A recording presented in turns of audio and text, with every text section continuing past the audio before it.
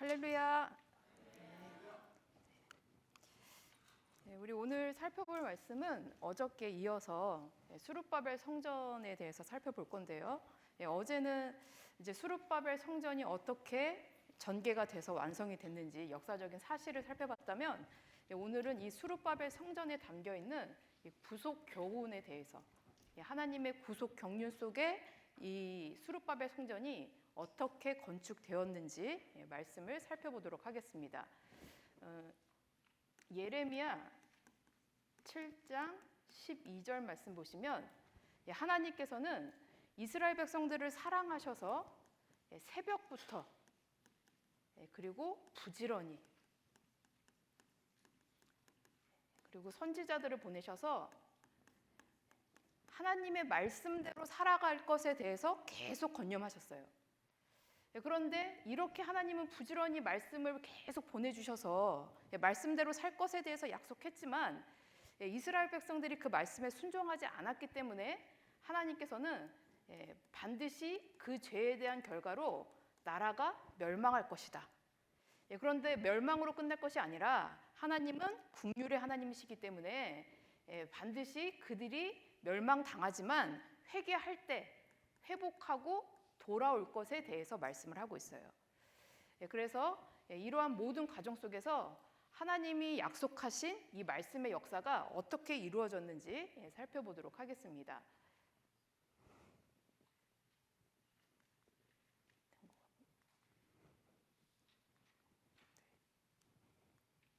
넘어가네요.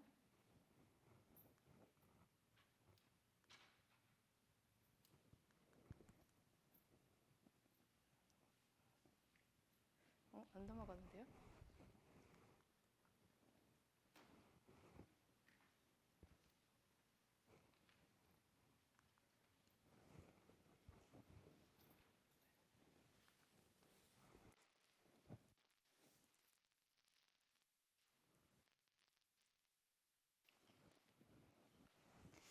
우리 기다리는 동안에 예레미야 33장 말씀 하나 볼게요. 예레미야 33장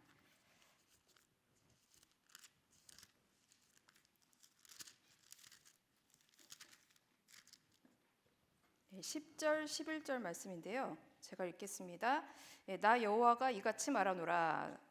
너희가 가리켜 말하기를 황폐하여 사람도 없고 짐승도 없다 하던 여기 곧 황폐하여 사람도 없고 주민도 없고 짐승도 없던 유다 성읍들과 예루살렘 거리에서 즐거워하는 소리, 기뻐하는 소리, 신랑의 소리, 신부의 소리와 및 만군의 여호와께 감사하라. 여호와는 선하시니 그 인자하심이 영원하다 하는 소리와 여호와의 집에 감사제를 드리는 자들의 소리가 다시 들리리니 이는 내가 이 땅에 포로로 돌아와서 처음과 같이 되게 할 것임이니라. 여호와의 말이니라. 이 말씀처럼 포로로 끌려가지만 반드시 회복되어서 돌아와서 이곳에서 하나님의 말씀의 소리, 감사의 예배의 소리들이 넘쳐날 것에 대해서 말씀을 하고 있습니다. 그러면 오늘은 하나님께서 말씀하셨던 멸망과 회복에 관한 예언을 먼저 한번 살펴볼게요. 선지자들을 부지런히 보내셔서 이스라엘이 멸망할 것이다. 그러나 동시에 또 회복에 관해서도 말씀을 하고 있어요. 그래서 멸망과 회복에 대한 메시지를 먼저 보시면 여기 이 이사야 선지자가 전한 남유다 멸망과 회복의 메시지입니다. 이사야 38장을 보시면 주전 701년 히스기야 나이가 39세 때예요. 39세 때 하나님께서 너는 죽을 것이다 사형 선고를 받게 되죠. 이때 생명을 걸고 기도한 결과 생명 연장을 15년을 받게 돼요. 그리고 죽을 병에 걸렸다가 살아났다라는 소식을 듣고 바벨론 왕 무로닥 발라단이 보낸 이 사신에게 자기의 모든 내탕고들을 다 보여주죠. 그래서 그것을 다 보여주고 난 이후에 이사야 선지자를 통해서 내 집의 모든 소유와 내 열조가 오늘까지 쌓아둔 모든 것들이 바벨론으로 옮겨질 것이다. 멸망에 관한 예언이죠. 이것에 대해서 선포를 했고요. 그 결과 훗날 이스라엘 백성들이 바벨론 포로로 끌려가는 내용이 기록이 되어 있습니다. 그러나 이사야 선지자를 통해서 이렇게 멸망에 관한 예언도 선포됐지만 또 그 이후에 이사야 40장부터 48장에서는 회복에 관한 메시지를 전달을 하고 있어요. 그래서 이사야 42장 9절과 또 43장 18절 19절 말씀 보시면 하나님께서 새 일을 행하실 것이다. 그 새 일이 뭐냐면 이전까지 본 적이 없는 새 일이라는 거예요. 그래서 광야에서 길을 만드시고 또 사막에서는 강을 만들어서 이스라엘 백성들을 반드시 돌아오게 하겠다라는 확신의 메시지를 전달을 하셨어요. 그리고 이사야 44장, 46장 또 이사야 44장 말씀에서는 어저께 배웠던 이 고레스라는 사람을 통해서 약 160년 전에 고레스에 대해서 예언을 하고 그를 통해서 하나님께서 반드시 이스라엘 백성들을 회복시킬 것이다. 그 메시지를 전달을 했습니다. 그래서 이사야 선지자를 통해서 멸망과 회복에 대한 메시지를 동시에 전달을 했고요. 그 다음에 이제 예레미야 선지자를 통해서 전한 멸망과 회복의 메시지예요. 예레미야 51장 51절 말씀을 보시면 이스라엘 백성들은 성전이 하나님이 계신 곳이기 때문에 그들 마음속에 뭐가 있냐면 성전은 절대 망하지 않는다. 성전은 절대 무너지지 않는다. 이런 안일한 생각이 있었어요. 그런데 하나님께서는 심판하실 때 성전까지도 무너뜨려서 이스라엘 백성들을 심판을 하셨다라는 거죠. 그래서 예레미야 51장 51절에서는 예레미야를 통해서 이방인에게 성전이 짓밟히는 수치를 당하게 될 것이다. 멸망에 대한 예언이죠. 그리고 예루살렘이 황무함이 70년 만에 마치게 될 것에 대해서 예언을 했어요. 그리고 회복의 메시지로는 하나님께서 성전을 보수하신대요. 여기 보수한다는 것은 갚아주신다는 거죠. 고치는 게 아니라 갚아주시는데요. 예레미야 50장 28절 말씀에서는 여호와의 보수하시는 것, 그것은 곧 그 성전에 보수하시는 것이다 라고 얘기하고 있어요. 이 얘기가 무슨 얘기냐면 예레미야 51장 11절 말씀 볼 때 성전을 무너뜨린 나라가 어디예요? 바벨론이죠. 그러니까 언약 백성이 범죄했기 때문에 이 바벨론 나라를 통해서 이스라엘을 멸망을 시켰어요. 그렇지만 바벨론은 죄악이 가득했던 나라고요. 그리고 성전을 무너뜨린 죄가 있어요. 그래서 하나님께서 바벨론을 멸하기로 뜻하셨다는 거예요. 그러니까 포로로 끌려가지만 바벨론도 어느 순간에 멸망을 당하는데 하나님의 성전을 무너뜨린 것에 대한 대가라는 거죠. 그래서 여호와의 보수하시는 것, 그리고 그 성전에 보수하시는 것. 하나님께서 성전을 보수하기 위해서 바벨론을 멸망시키고 이스라엘을 회복시킬 것에 대해서 말씀을 하고 있습니다. 그래서 제가 본문으로 처음에 읽었던 예레미야 33장 10절에서 11절 말씀 볼 때 다시 성전에서 제사가 드려지게 될 것, 무너진 성전이 회복되어서 그 성전에서 예배가 드려질 것에 대해서 회복에 대한 메시지를 전달을 하고 있어요. 에스겔 선지자를 통해서 하나님께서 전달한 남유다 멸망과 회복에 대한 메시지입니다. 에스겔 선지자는 주전 597년에 2차 포로로 바벨론에 끌려갔어요. 그런데 거기에서 선지자로 부름을 받고 하나님께서 17가지 행동 예언을 통해서 말을 통한 예언이 아니라 몸을 통하여서 무엇인가 메시지를 전달을 했는데요. 17가지 행동 예언의 한 가지 다 동일한 내용은 뭐냐면 나라가 완전히 멸망할 것이다 라는 말씀이에요. 그리고 사로잡힌 지 12년째 되던 해 주전 586년에 바벨론 3차에 의해서 완전히 예루살렘이 멸망했다라는 소식을 듣게 되죠. 그런데 여기서 끝나는 것이 아니라 사로잡혀간 지 25년 1월 10일 이때는 주전 573년인데요. 에스겔 선지자에게 새 성전에 대한 계시를 보여줘요. 에스겔 선지자를 하나님께서 데리시고 유다 땅으로 보내셔서 하나님의 거룩한 땅에 서 있는 성전을 계시해 주시는 거예요. 그래서 에스겔 성전을 계시해 주시면서 반드시 성전이 회복되고 그곳에서 예배가 드려질 것에 대한 회복의 메시지를 전달을 하고 있습니다. 그 다음에 이제 다니엘 선지자를 통해서 하나님께서는 또다시 회복에 대한 메시지, 멸망과 회복에 대해서 말씀을 하고 있는데요. 이 다니엘은 바벨론의 1차 포로로 끌려가죠. 1차는 주전 605년입니다. 그런데 그곳에서 나라가 완전히 멸망하는 것을 다니엘은 목격을 했어요. 그리고 주전 603년에 다니엘 2장 말씀을 보시면 바벨론 왕이었던 느부갓네살 왕이 하루는 꿈을 꿨는데 금신상에 관한 꿈을 꾸죠. 그런데 그 꿈 내용이 무슨 내용인지를 몰라요. 그래서 그 꿈에 대해서 해석하는 사람을 찾았는데 다니엘을 통해서 해석을 하는데 금신상으로 만들어진, 결국에는 머리는 금으로 되어 있고, 그리고 가슴과 팔은 은으로 되어 있고, 그리고 넓적다리는 노수로 되어 있고, 그리고 발은 철로 되어 있는데, 이 모든 것들이 과정이 다 뭐냐면 세계사의 변천 과정이에요. 그래서 바벨론이 지금은 신흥국가로 일어났지만 결국에는 메데바사에 의해서 멸망하고, 또 메데바사가 일어났지만 헬라에 의해서 멸망하고, 또 헬라는 로마에 의해서 멸망하고, 이 모든 것을 다니엘이 금신상의 해석을 통해서 전달을 하게 됩니다. 그런데 이 얘기를 통해서 알게 되는 건 뭐냐면 우리나라가 바벨론에 의해서 멸망을 했는데 바벨론이 멸망한대요. 이 얘기는 반드시 회복의 때가 있다라는 말씀이에요. 그러니까 포로지에서 이 다니엘을 통해서 전달됐던 이 메시지를 통해서 회복의 때를 바라보게 하셨다라는 거죠. 그러니까 멸망이 끝이 아니라 반드시 회복의 때가 있다. 그리고 다니엘 9장 2절 말씀을 보시면 사로잡힌 지 67년이 되던 때 다니엘이 1차 포로로 끌려가잖아요. 그리고 사로잡힌 지 67년이 되던 그때에 예루살렘의 황무함이 70년 만에 맞춰질 것이다. 예레미야 선지자의 그 말씀을 깨닫게 되고 다니엘 9장 25절 말씀 보면은 다니엘에게 하나님께서 또 70일의 계시를 전달을 해요. 또 앞으로 되어질 일들에 대해서 계시하면서 이때 다니엘이 예언했던 것 중에 하나가 예루살렘의 성이 중건될 것이다. 예루살렘의 성이 중건된다는 것은 회복의 메시지죠.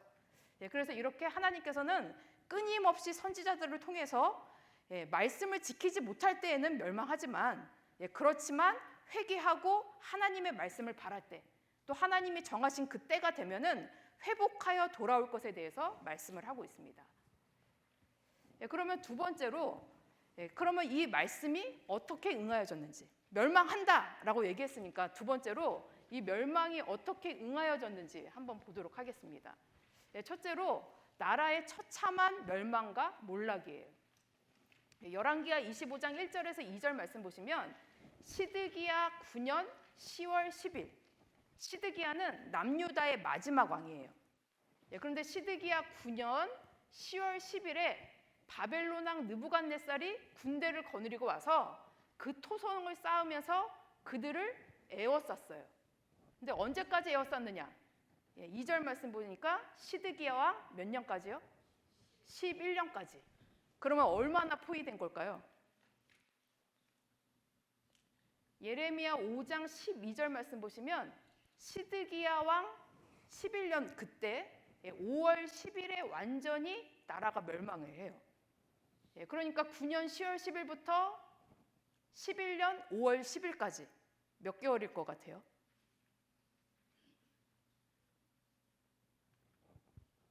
약 1년 6개월 정도 되죠. 그런데 이스라엘은 연대 계산을 니산 기준 1월에서 그 다음에 1월로 계산한 게 아니라 티시리얼 기준 계산으로 하고 있어요. 그래서 한 해를 7월부터 해서 그 다음 7월이 되기까지, 그게 1년의 기준이에요.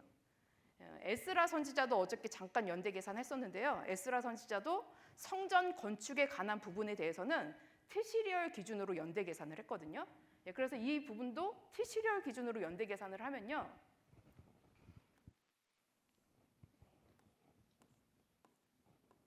시드기야 9년, 그리고 시드기야 10년, 그리고 시드기야 11년. 근데 한 해가 7월부터 그 다음 7월이 되기까지가 1년이죠. 그러니까 포위됐던 시점을 찾으면 시드기야 9년 10월 11일이에요. 그래서 7, 8, 9, 10 요쯤 되겠죠. 그래서 시드기야 9년 10월 10일에 포위가 되고요. 그리고 시드기야 11년 5월 10일. 그럼 언제겠어요? 7월 지나고 12월 지나고 1, 2, 3, 4, 5 요쯤 되죠. 그래서 요쯤 돼서 5월 10일. 몇 개월이 될까요?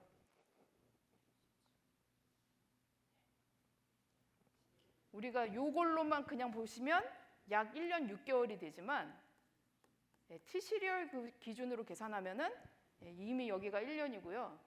여기도 벌써 여기 남은 기간들을 다 따지시면 2년 6개월이에요. 그러니까 T시리얼 기준으로 계산하게 되면 2년 6개월의 기간 동안 예루살렘이 포위가 된 거예요. 그러니까 1년 6개월이라고 생각하면 사람들이 뭐 그렇게 길지는 않네 이렇게 생각할 수 있어요. 2년 6개월 동안 완전히 포위가 된 상태였기 때문에 나라에서 어떤 상태였냐면 부모가 자식을 잡아먹을 정도로 에스겔의 행동 예언을 통해서 얘기했던 게 뭐냐면 양식이 없어서 굶어 죽는 것에 대해서 예언을 하거든요. 그런데 2년 6개월 동안 포위되었기 때문에 먹을 게 완전히 공급이 끊어져요. 그러니까 이 사람들이 그 죄의 대가로 부모가 자식을 잡아먹고 자녀가 부모를 잡아먹는 비참한 멸망의 내용이 현실로 나타났다는 거죠. 그래서 이렇게 나라가 처참하게 멸망과 몰락을 하게 됩니다. 그러나 하나님은 멸망으로 끝낸 것이 아니라 선택한 백성을 회복시키신다는 거예요. 그래서 다니엘은 주전 605년에 1차 포로로 끌려가서 그가 나중에는 나라를 치리하는 자까지 되잖아요. 가장 세 번째로 높은 사람까지 되는데 그를 통해서 하나님께서는 이스라엘 백성들에게 안정장치 역할을 한 것 같아요. 이스라엘 백성들이 포로로 끌려갔지만 그곳에서 하나님의 메시지를 들을 수 있는 기회를 주셨고 그가 계속 이스라엘 백성들에게 말씀으로 권면하는 다니엘을 통해서 회복의 메시지가 계속 전달이 됐고요. 그리고 2차 포로로 끌려갔던 에스겔을 통해서도 에스겔 1장 1절 말씀을 보시면 하늘이 열리고 또 1절부터 3절 말씀 보면 거기에 하나님이 임재하셨다는 거예요. 근데 에스겔이 지금 현재 어디에 있어요? 포로로 끌려갔으니까 바벨론 땅에 있는데 하늘이 열리고 거기에 하나님이 임재하셔서 에스겔을 선지자로 부르신 거예요. 멸망 우리가 지금 그곳에 하나님이 계시다. 그래서 에스겔의 마지막 내용이 뭐냐면 에스겔 48장 35절 말씀. 거기에 하나님이 계시다. 그래서 여호와 삼마의 말씀을 통해서 하나님이 우리와 함께 계시구나. 여기 이 현장에 고난받고 있는 이 고통의 현장에 하나님이 함께 하신다. 이 메시지를 통해서 회복의 메시지를 계속 전달을 하셨다는 거예요. 그래서 하나님은 한 번 선택하시면 절대 후회하지 않으시고요. 우리를 끝까지 사용해 주실 줄로 믿습니다. 그러니까 하나님은 포기하지 않아요. 그러니까 내가 포기하지 않으면 돼요. 그런데 우리가 잿불에 걸려가지고 내가 포기하고 하나님을 버리기 때문에 문제가 되는 거지 절대 하나님은 우리를 버리지 않으시고 거기에 여기 이 현장에 우리와 함께해 주실 줄로 믿습니다. 그래서 하나님의 주권 섭리 속에서 예레미야에게 하신 말씀을 응하게 하시려고 이제 바사왕 고레스를 통해서 기한 명령이 내려짐으로써 회복의 역사가 이루어졌어요. 그리고 에스겔 선지자를 통해서 하나님께서 성전을 계시해 주셨잖아요. 멸망받았지만 솔로몬 성전이 무너졌지만 예루살렘에 성전이 세워질 것이다. 그 계시 이후에 이 땅에 처음이자 마지막으로 세워진 성전이 수룹바벨 성전이에요. 그래서 이 성전이 되게 중요하죠. 계시 이후에 보여줬던 성전, 그 땅이 세워졌던 성전이기 때문에 아주 중요합니다. 그래서 주전 538년 고레스 칙령 후에 주전 537년 1차 기한한 백성들은 주전 536년 2월 성전 건축을 시작을 했고요. 그리고 대적들의 방해로 인해서 16년 동안 중단됐다가 주전 520년 6월 24일 다시 재개해서 4년 5개월 만에 주전 516년 12월 3일에 성전이 완공이 되었습니다. 그래서 성전이 세워짐으로써 예루살렘의 황무함이 70년 만에 마치리라 라는 말씀이 응하여졌어요. 나라가 완전히 멸망한 때가 3차 포로로 끌려갔던 때가 주전 586년이죠. 그리고 성전이 세워졌던 주전 516년까지 하나님의 모든 관점은 성전을 중심으로 계산이 돼요. 그래서 586년부터 516년 성전이 세워졌던 이때까지 총 몇 년이에요? 70년. 그래서 예루살렘의 황무함이 70년 만에 마치리라 라는 말씀이 온전히 응하여졌어요. 그리고 1차 포로로 끌려갔던 때가 주전 605년이죠. 주전 605년에 1차 포로로 끌려가고요. 성전이 처음으로 건축됐던 그때가 주전 536년이에요. 주전 536년 2월인데요. 어저께 그 교환 내용에 연대표가 있어요. 근데 이 536년 2월이 됐던 그때가 딱 언제냐면 1차 포로로 끌려갔던 때부터 70년째가 되는 2월 달이에요. 그래서 정확하게 하나님의 말씀은 예루살렘 황무함 70년 마칠 거예요. 이 말씀 완전히 응하게 하셨다는 거죠. 그러면 성전이 완전히 완공되기까지 하나님이 어떻게 역사하셨느냐? 수르바벨 성전의 구속 교훈에 대해서 한번 살펴보면요. 에스라 6장 14절 말씀을 볼 때 우리 에스라 6장 14절 말씀 한번 읽어볼게요. 에스라 6장 14절 시작. 유다 사람의 장로들이 선지자 학개와 이도의 손자 스가랴의 권면함으로 인하여 전 건축할 일이 형통한지라. 이스라엘 하나님의 명령과 바사왕 고레스와 다리오왕 아닥사스다의 조서를 조차 전을 건축하며 피력하되, 전을 건축하여 완성을 할 수 있었던 이유는 뭐냐면 하나님께서 선지자 학개 그리고 스가랴를 통해서 하나님의 말씀으로 계속 권면해 주셨다는 거예요. 말씀 깨우쳐 주셨어요. 16년 동안 중단되어 있었잖아요. 성전 건축이. 그런데 그들의 마음을 움직였던 게 뭐냐? 하나님의 말씀이었어요. 말씀이 아니었으면 성전 건축의 재개가 이루어질 수가 없었던 거죠. 그래서 학개 선지자와 스가랴 선지자를 통해서 하나님께서 끊임없이 계속 전달을 하시는데요.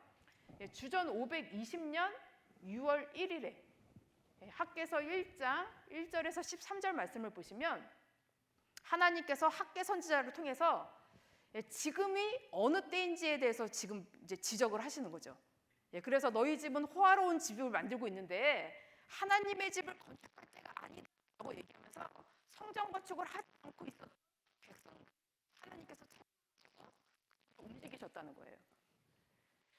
그래서 그 메시지를 통해서 회개를 촉구하고 성전 건축을 재개할 수 있도록. 하나님이 학개 1장 14절 15절 말씀 볼 때 그들의 마음을 움직이셔서 우르의 역사를 통해서 6월 24일 자신들의 소유를 살피고 회개하여서 성전 건축 재개가 시작이 돼요. 그래서 이렇게 드디어 6월 24일 성전 건축이 16년 동안 중단되었다가 시작이 되는데요. 7월 21일, 또 8월, 또 9월 24일, 11월 24일 요 간격 보니까 어때요? 하나님이 거의 막 한 달 간격, 막 2달 간격으로 막 이제 갑자기 막 메시지를 계속 전달하죠.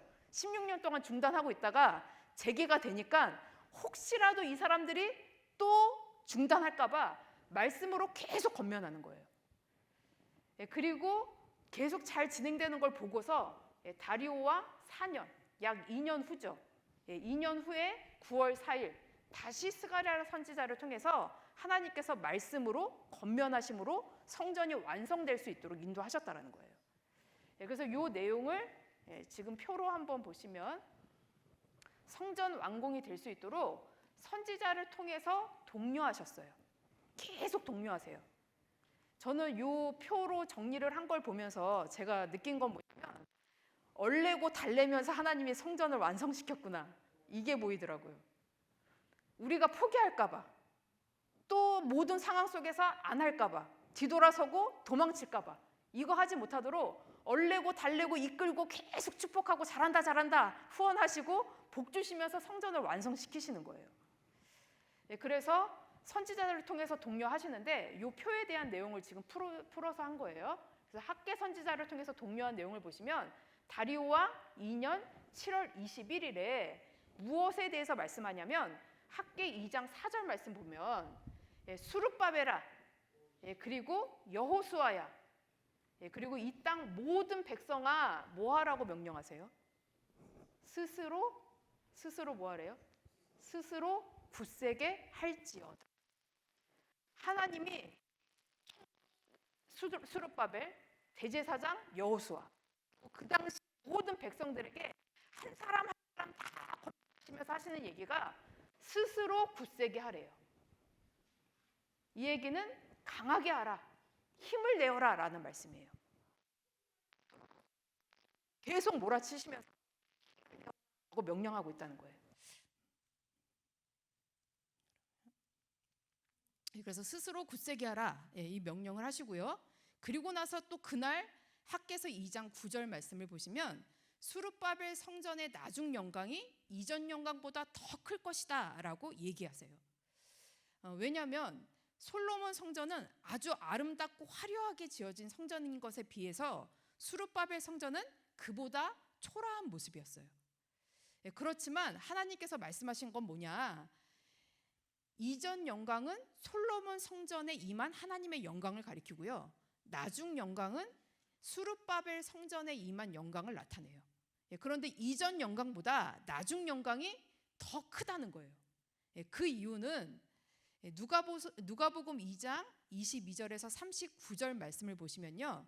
이 수룹바벨 성전이 나중에 헤롯이 왕이 되어서 이 성전을 이 유대인의 마음을 환심을 사기 위해서 성전을 개축을 해요. 그래서 더 화려하게 만들고 더 크게 확장을 시켜서 수룹바벨 성전이 나중에 헤롯에 의해서 개축되었기 때문에 훗날에는 헤롯 성전이라고 불러졌어요. 그렇지만 그 성전의 원래는 수룹바벨 성전이죠. 그런데 누가복음 2장 22절에서 39절 말씀 볼 때 예수님이 이 땅에 성육신 하시고 그리고 구약의 율례대로 결례를 행하기 위해서 성전에 와서 예배를 드리는 그 내용이 기록이 되어 있는데요. 이 성전에 직접 예수님께서 임재하셨다는 거죠.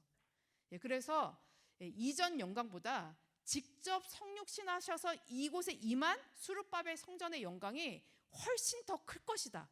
그래서 겉모습을 보고서 실망하지 말고 이곳에 임할 하나님의 영광을 바라보고 감사하면서 그 일을 감당할 것에 대해서 말씀을 하고 있습니다. 그리고 다리오 왕 2년 9월 24일에 또 학개에게 말씀하신 내용이 뭐냐면 학개서 2장 18절 말씀 보시면 오늘부터 이전을 추억하여 보라.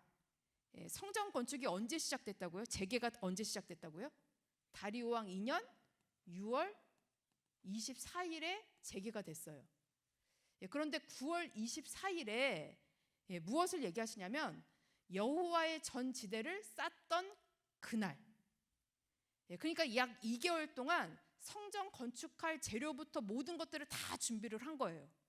그리고 진짜로 성전 지대가 처음으로 채워진 때가 언제냐면 9월 24일이에요. 그래서 성전 지대가 처음으로 세워진 이 날을 하나님께서 기억하시면서 이 날을 추억하여 보아라. 그 전까지는 2장 19절 말씀 보시면 곡식 종자가 오히려 창고에 있느냐, 포도나무, 무화과나무, 석류나무, 감람나무에 열매가 맺지 못하였었느니라. 그동안은 수고하고 애썼지만 아무것도 열매 맺지 못했대요. 그러나 오늘부터, 이 오늘은 성전 지대를 쌓던 그날이에요. 그래서 오늘부터는 하나님이 어떻게 하신대요? 내가 누구한테요? 우리가 들어가야죠. 복을 받으려면 우리가 들어가야 되는데 자꾸 복만 주시면 안 되고요. 내가 받아야 되니까 오늘부터는 내가 너희에게 복을 주리라. 그래서 이 오늘부터는 언제냐? 바로 이 날이에요. 히브리어로 하욤 하제라는 단어를 쓰고 있는데 바로 이 날부터, 말씀에 순종한 그날부터 하나님께서는 그날을 기점으로 백성들에게 복을 주시겠다는 거예요. 지금까지는 수고하고 애쓴 모든 것들, 내가 노력한 거에 비해서는 너무 구멍난 것들이 많았어요. 그렇지만 하나님께서 이 일을 하나님께서 기억하시면서 말씀에 순종하여 성전의 지대가 세워졌던 그날을 기점으로 나는 반드시 너희에게 오늘부터 복을 준다는 거예요. 그래서 우리도 하나님의 말씀 앞에 말씀에 순종한 오늘, 이날부터 하나님께서는 복을 완전히 우리에게 계속적으로 허락해 주실 줄로 믿습니다. 그래서 여기 복을 주리라 이 말이 히브리어로 보시면 바라크, 축복하다라는 단어인데요. PL 미완료형을 쓰고 있어요. 뭐 우리 구속사 시리즈를 보다 보면 뭐 PL형 무슨 형 막 이런 게 많이 나오거든요. 근데 PL형 하면은 그냥 뭐 생각하시면 되냐면 피가 난다라고 생각하면 강하다는 느낌이죠. 그래서 PL형이라는 얘기는 강조형이에요. 그런데 미완료형이에요. 그러니까 이 복은 어떤 복이냐? 내가 말씀에 순종한 그날부터 하나님이 복을 주시는데 어떻게 주신다고요? 강력하게 계속적으로 주시는 거예요. 한 번으로 주고 끝나는 것이 아니라 하나님은 계속적으로 말씀에 순종한 그들에게 선포하시면서 축복을 주신다는 거죠. 그런데 축복을 주신 이유가 뭐냐? 학개서 2장 14절 말씀 보시면 백성들의 부정이 사라졌기 때문이라는 거예요. 그러니까 우리도 성전을 짓기까지의 어정쩡한 자세, 또 말씀에 순종하려고 하면서도 어정쩡한 자세, 내가 믿는 것 같았으면서도 어정쩡한 자세, 그 모든 것이 부정한 자세라는 거예요. 그래서 이 부정한 모든 것들을 제거하였을 때 하나님께서는 오늘부터 우리에게 거대한 축복을 계속적으로 천국 가는 그날까지 우리에게 허락해 주실 줄로 믿습니다. 그리고 그날 또 하나님께서 하신 말씀이 수룹바벨을 인으로 삼으셨어요. 인이라는 것은 도장, 인장반지를 가리키죠. 그래서 당시 이 도장은 통치자의 권세를 가리키고 있습니다.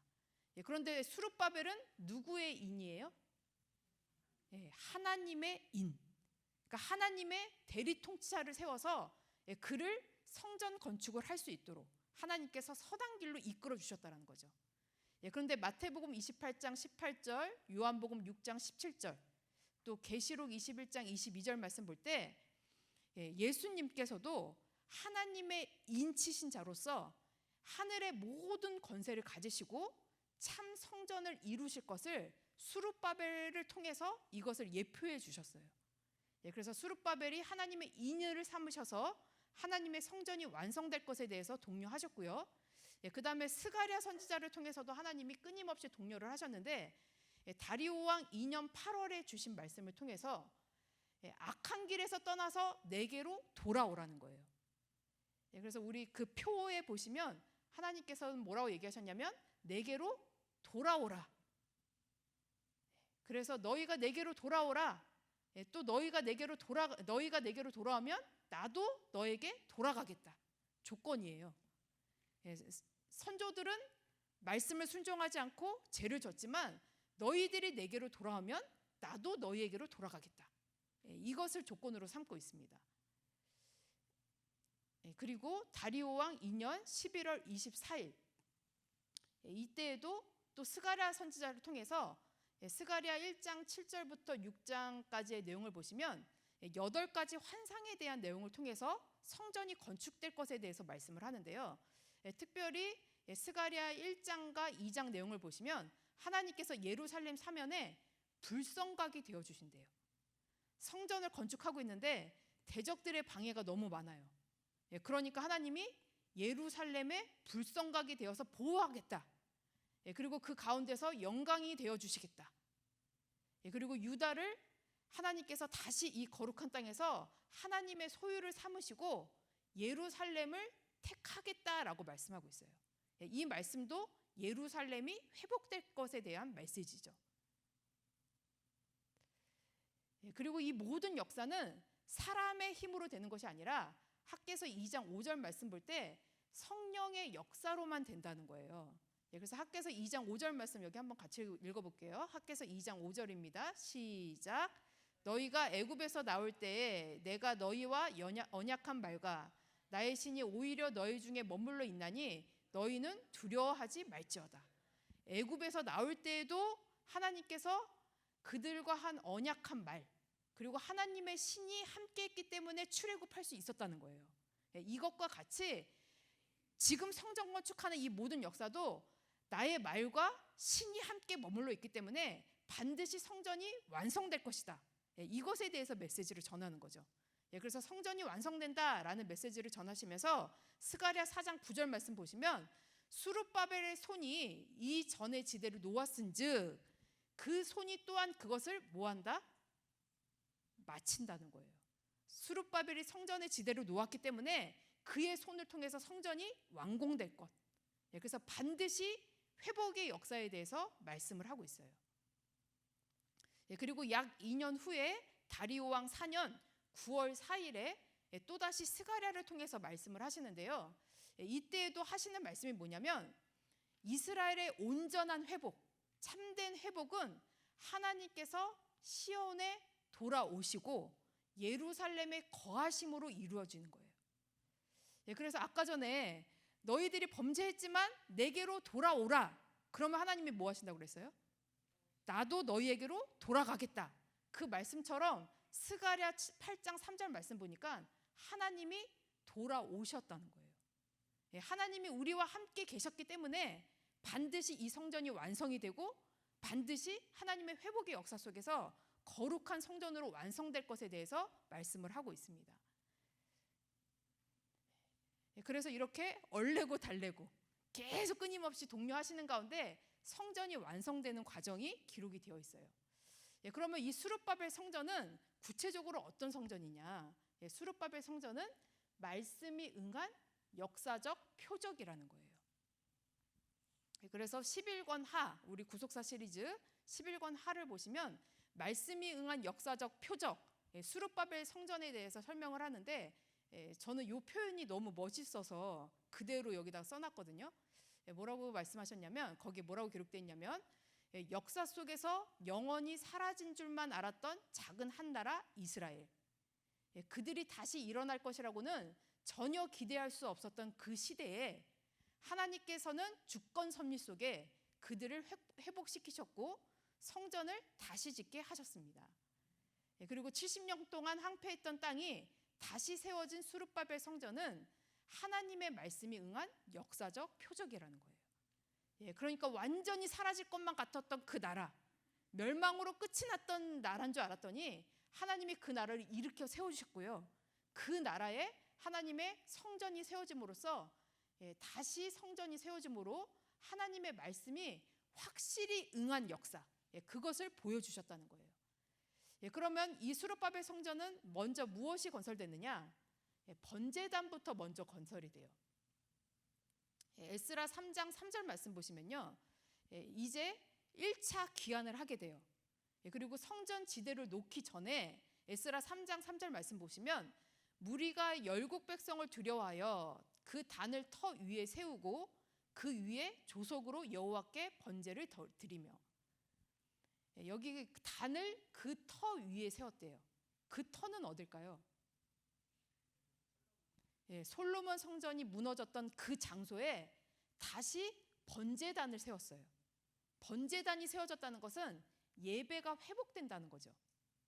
그래서 먼저 성전이 완성되기까지는 시간이 걸리잖아요.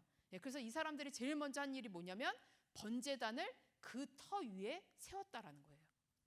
그래서 예루살렘에 귀환하여 페오이에 던져졌던 이스라엘 백성은 대접의 이역 가운데서도 하나님만을 경외하는 믿음으로 가장 먼저 번제단을 본래의 자리에 세우고 아침 저녁으로 매일 제사를 드리면서 하나님을 의지했다라는 거죠.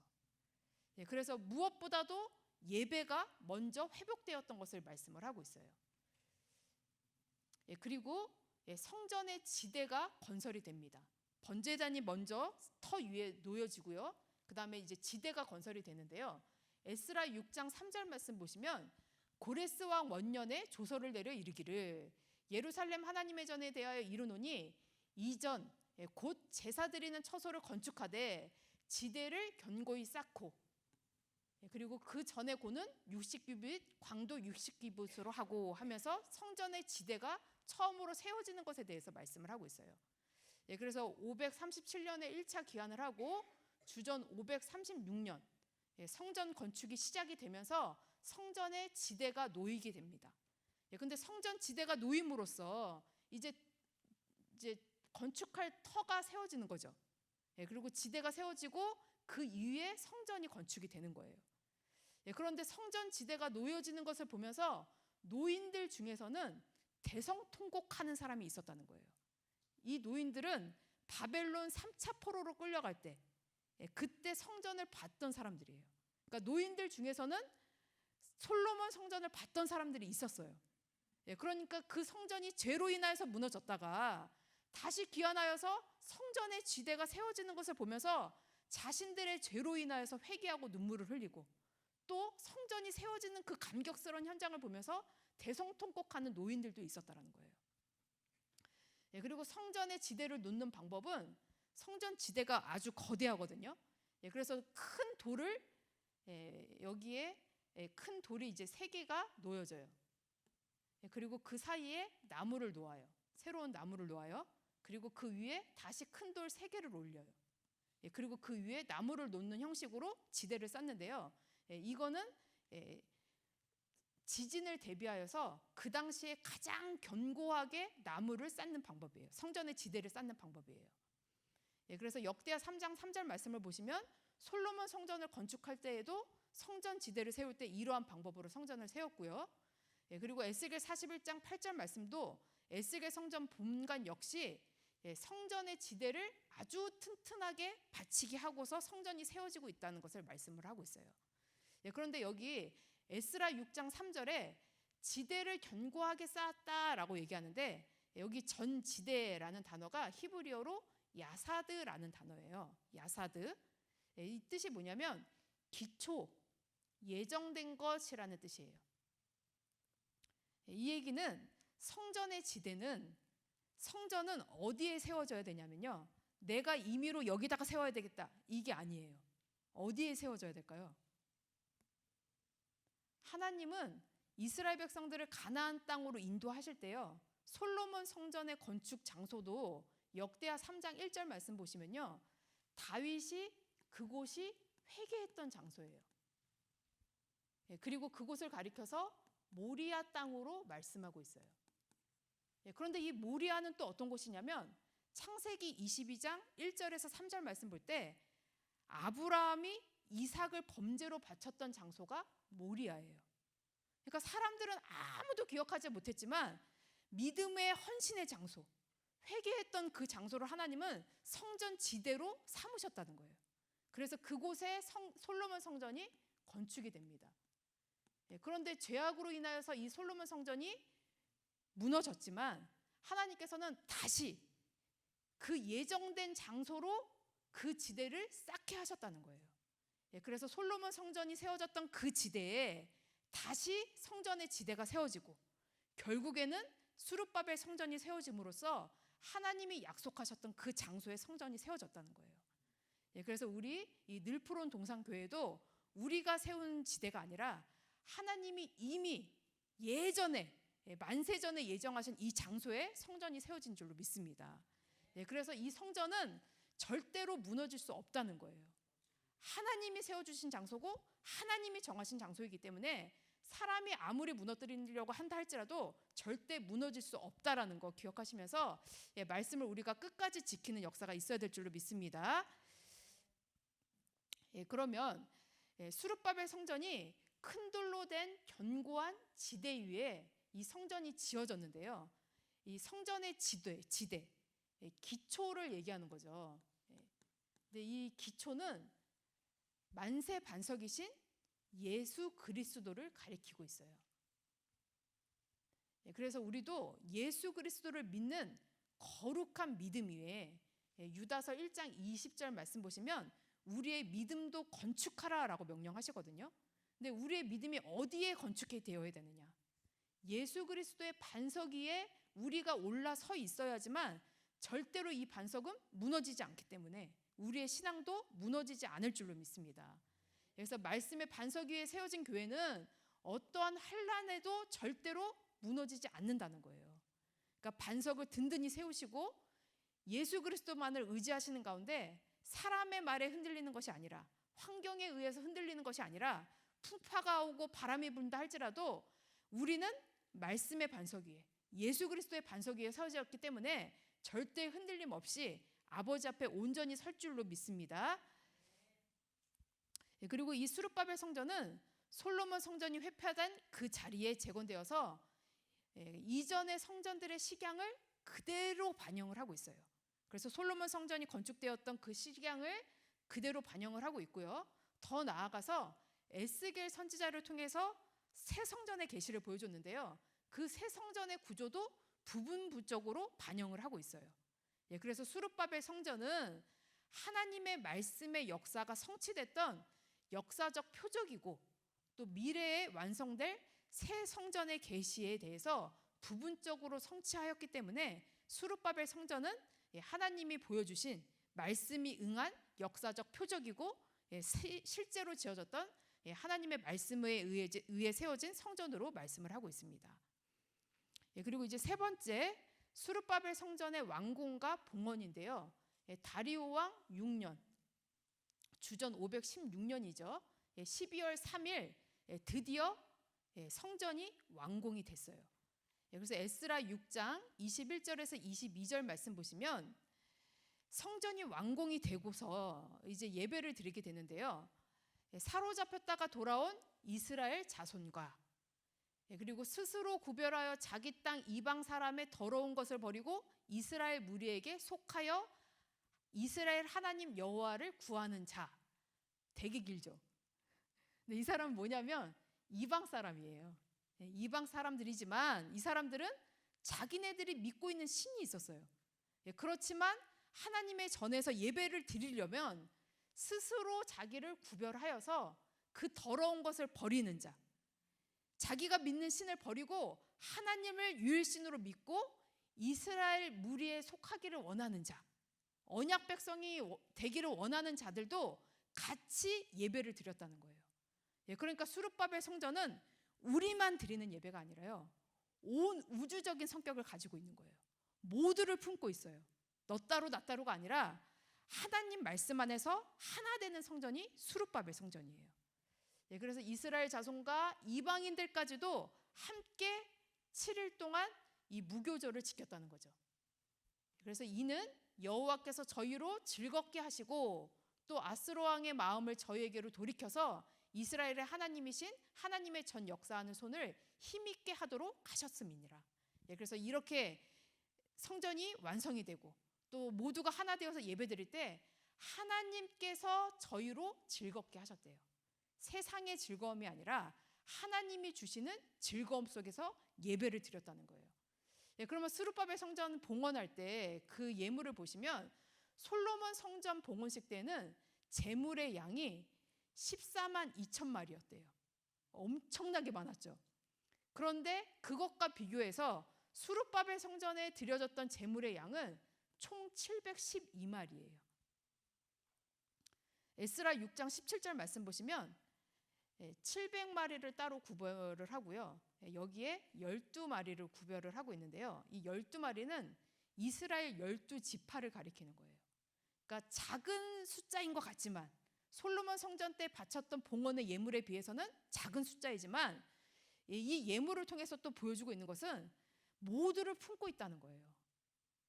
그래서 모두가 하나 되어서 이스라엘 백성이 믿음으로 정성을 다해서 드렸기 때문에 하나님께서 그 예물을 기쁘게 받으셨어요, 안 받으셨어요?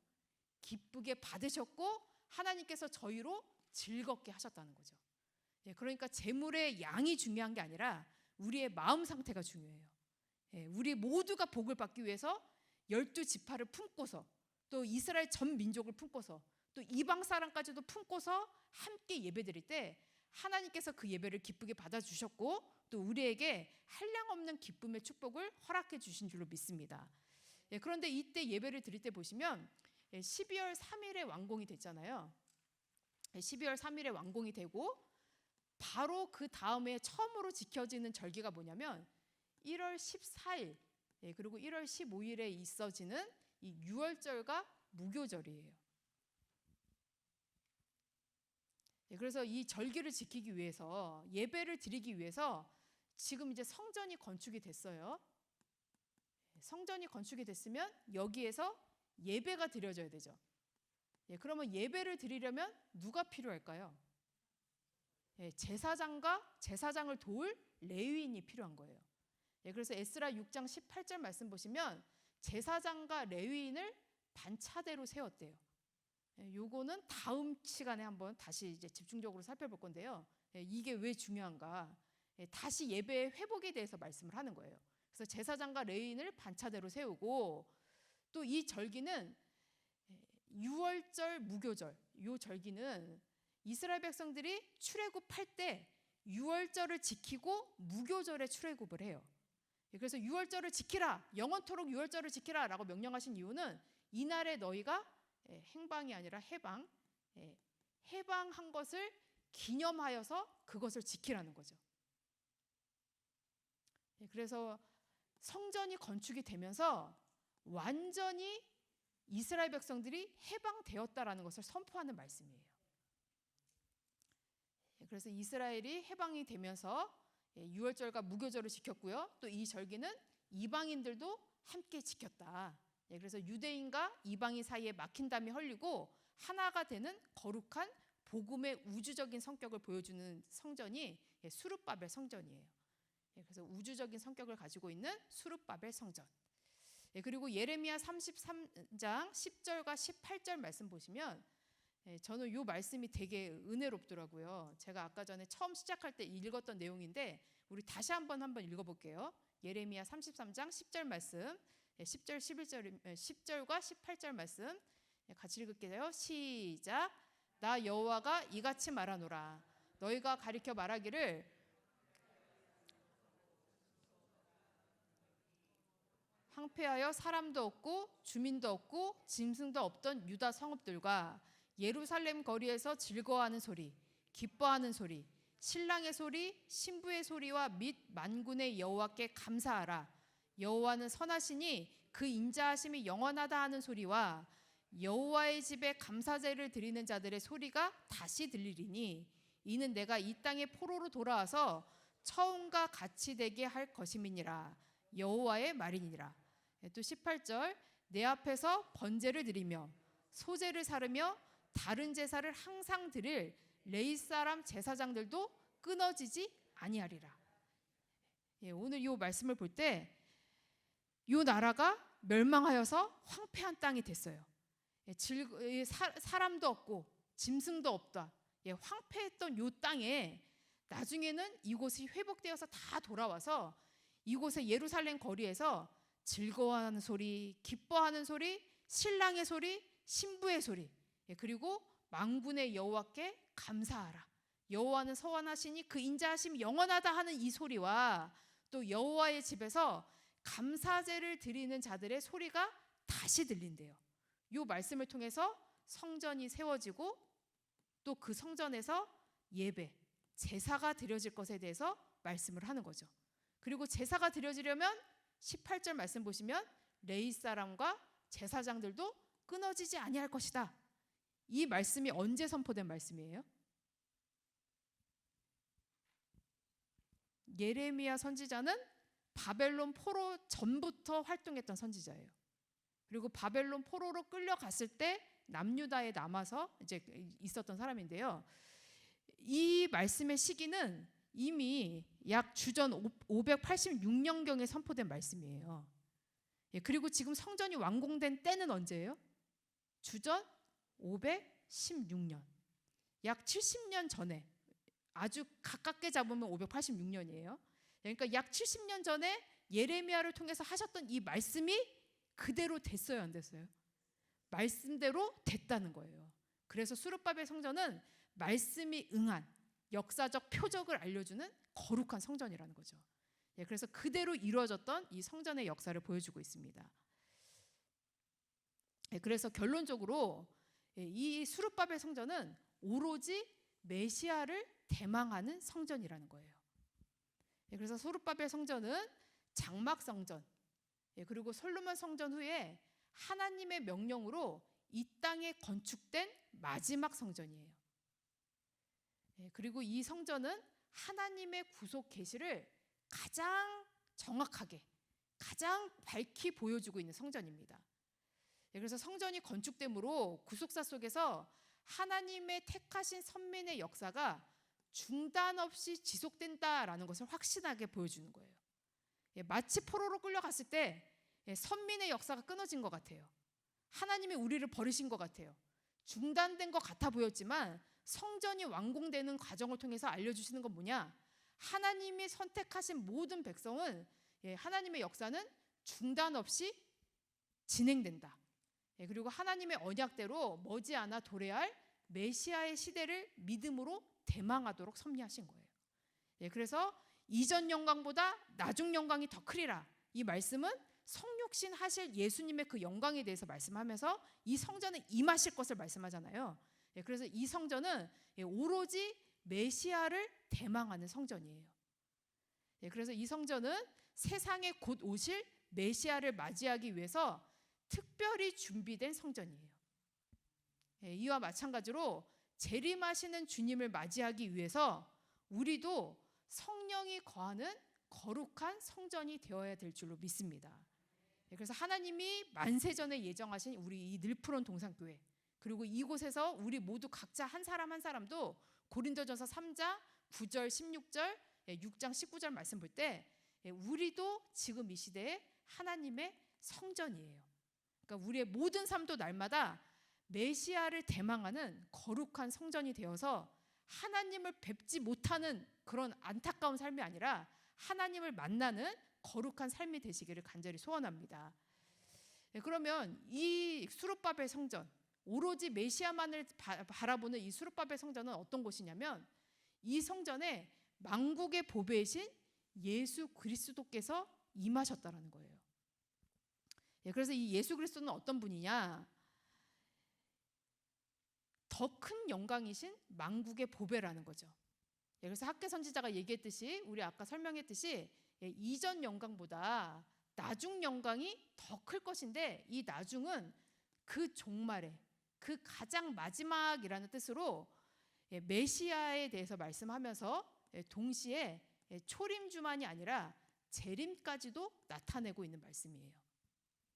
그래서 구속사적으로 성전의 진정한 실체이신 예수 그리스도를 통해서 나타날 영광을 나타내고 있습니다. 그래서 만국의 보배이신 예수님이 이 땅에 임하실 것. 그래서 수룹바벨 성전은 하나님의 임재의 상징인 언약궤는 없었어요. 그렇지만 말씀의 실체이신 예수님께서 그곳에 직접 찾아오신 성전이 수룹바벨 성전이에요. 그래서 이 성전은 마지막에 궁극적으로 재림하실 때의 영광은 과거의 그 어떤 영광보다도 가장 큰 영광이라는 거죠. 그리고 그 만국의 보배이신 예수님은 참 평강의 하나님이시라는 거예요.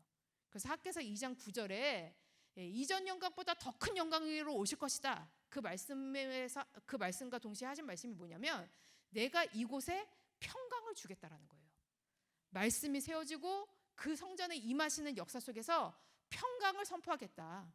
이 평강의 말씀은 부족함이 전혀 없는 온전하고 충만한 상태를 가리키고 있어요.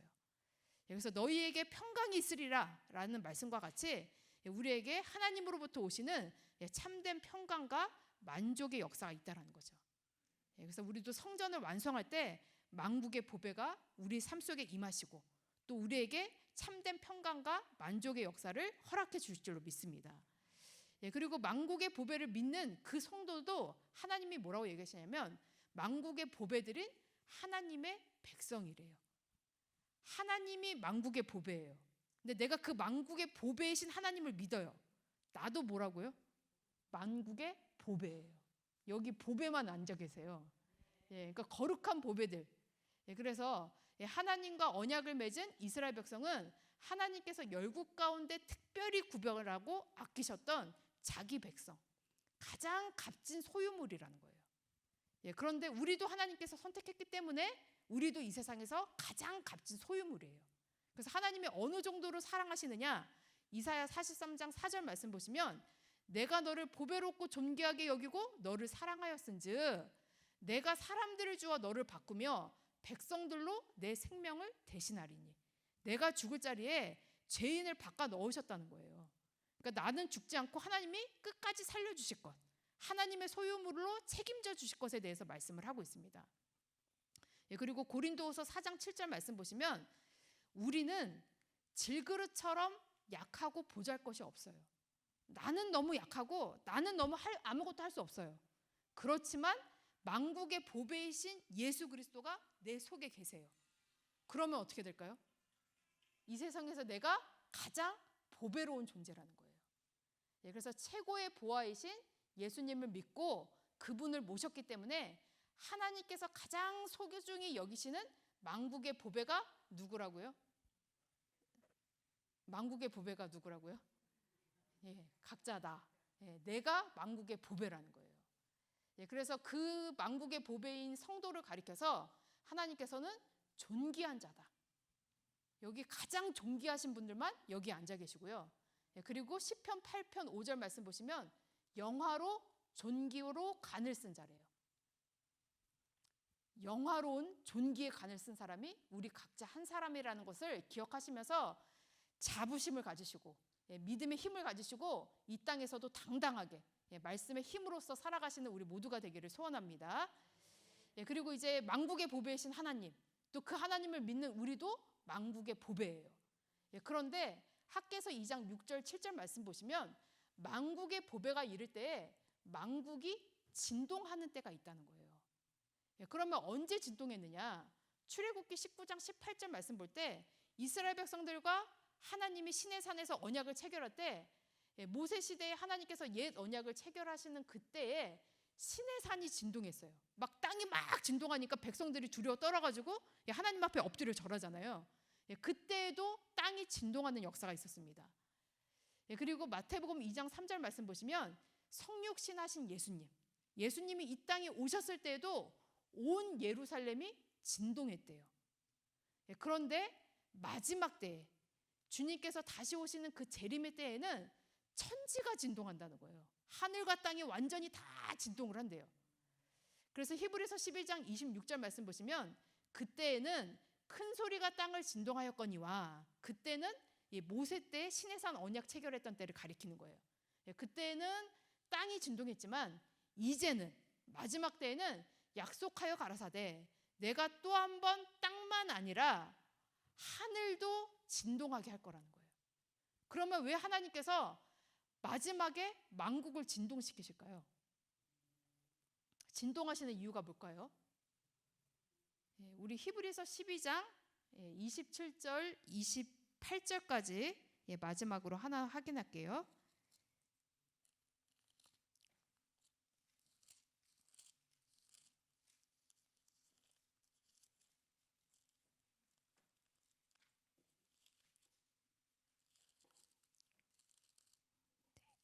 히브리서 12장 27절 28절까지만 읽겠습니다.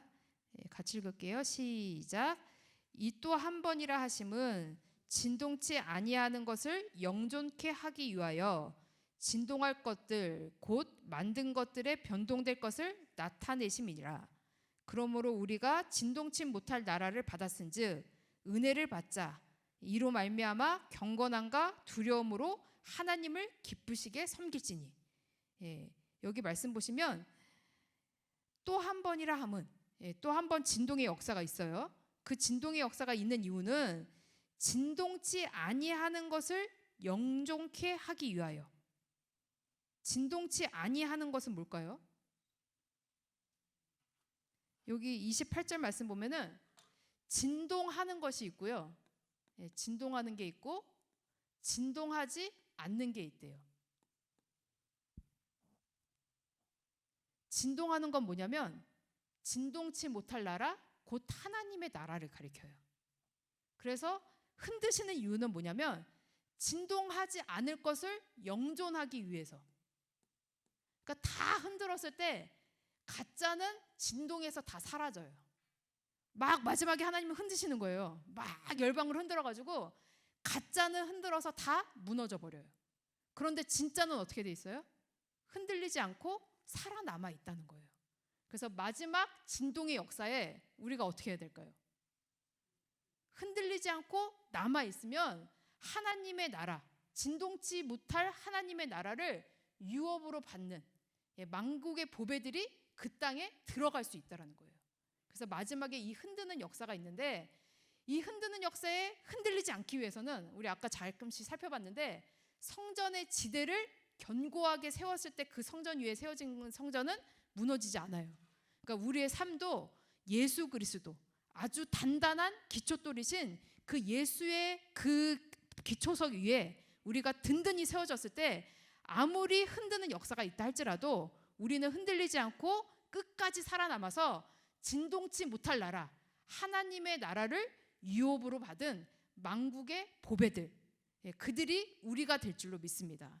그래서 흔들림 없는 믿음으로 날마다 승리하시는 가운데 이 거룩한 성전을 완성하기까지 하나님이 얼마나 노심초사하시고 얼레고 달래면서 선지자들을 통해서 계속 격려하고 후원하고 오늘부터 내가 복주겠다, 그러면서 또다시 축복하시고 또다시 축복하시고 계속 말씀하시면서 성전의 역사를 완성하셨듯이 오늘 우리도 이 말씀의 역사를 주목하시는 가운데 하나님의 그 심정을 헤아리시고 성전이 절대로 무너지지 않도록, 우리의 믿음이 절대로 무너지지 않도록 날마다 견고하게 서심으로써 마지막 만국의 보배가 이 땅에 임하실 때 우리의 모든 삶은 아버지 앞에 온전히 든든히 서고 드려지는 귀한 역사가 있기를 간절히 소원합니다. 기도하고 마치겠습니다. 살아계신 아버지 하나님, 감사합니다. 오늘도 은혜로서 이끌어 주셔서 영육간 강건한 모습으로 또 이 귀한 성전에 나와 예배드리고 또 하나님의 말씀을 마음에 새길 수 있도록 인도해 주시니 감사함을 드립니다. 거룩한 성전이 세워지기까지 하나님께서 얼마나 노심초사하시며 그 성전을 세우셨고 또 그 성전에 친히 예수께서 임하여 주시고 또 그 만국의 진동의 역사를 통하여 마지막 재림의 성전을 바라볼 수 있도록 인도해 주셨사오니 아버지 하나님, 우리의 모든 삶 속에 성전을 무너뜨리는 엄청난 죄를 범하는 자가 되지 않도록 인도해 주시옵시고 날마다 말씀에 순종하고 말씀에 짝하여 믿음으로 살아갈 수 있도록 인도해 주셔서 우리의 모든 삶이 황폐한 것이 아니라 감사 찬양의 기쁨의 소리들이 넘쳐나고 하나님 앞에 영광 돌리는 기쁨의 역사가 날마다 흥할 수 있도록 인도해 주셔서 모든 예배가 회복되고 하나님의 영광이 회복될 수 있도록 인도해 주셔서 하나님이 우리를 떠나시는 것이 아니라 영원히 우리와 함께 할 수 있도록 인도해 주시옵시고 또 그 만국의 보배를 우리가 품고 살아가오니 이 땅에서 만국의 보배로서 당당하게 살아갈 수 있도록 인도해 주시고 우리에게 허락해 주신 이 말씀의 역사를 늘 선전하게 힘쓸 수 있는 거룩한 삶이 될 수 있도록 인도하여 주시옵소서. 아버지 하나님, 이곳에 우리에게 뜻을 두시고 우리 각자 한 사람 한 사람에게 귀한 사명을 주신 줄로 믿습니다. 우리 한 사람 한 사람을 통하여서 또한 많은 영혼들이 구원받을 줄로 믿사오니 아버지 하나님, 우리에게 우리의 마음을 흥분시켜 주셔서 하나님의 말씀을 밝히 증거할 수 있도록 인도하여 주시옵시고 또 특별히 우리 늘푸른 동산교회 축복하여 주셔서 아버지의 예정 속에 이 귀한 성전이 세워지고 이곳에서 말씀의 역사가 이루어지고 있사오니 이 귀한 성전을 통하여서 더욱더 하나님의 말씀의 역사가 확장될 수 있도록 인도해 주시고 이 LA 지역에 하나님의 말씀의 역사가 더욱더 편만해질 수 있도록 인도해 주셔서 믿는 자의 수가 더욱더 많아질 수 있도록 인도해 주시고 하나님의 진동의 역사에 흔들리지 않고 우리 모두 다 같이 일어설 수 있는 은혜만이 있을 수 있도록 인도하여 주시옵소서. 또한 이런 귀한 예배를 준비할 수 있도록 인도해 주시니 감사함을 드립니다. 준비하는 모든 손길들 아버지 축복하여 주시옵시고 또한 우리 모든 성도들의 가정들을 아버지께서 굽어 살펴주셔서 무엇보다도 믿음으로 하나 될 수 있도록 인도하여 주시고 가정의 모든 근심 걱정이 사라지고 말씀 앞에 구하는 대로 응답받을 수 있는 거룩한 복된 삶들이 될 수 있도록 인도하여 주시옵소서. 돌아가는 발걸음에도 함께해 주시고 늘 아버지의 은혜가 함께해 주심에 감사함을 드리오며 예수님의 이름으로 기도드리옵나이다. 아멘.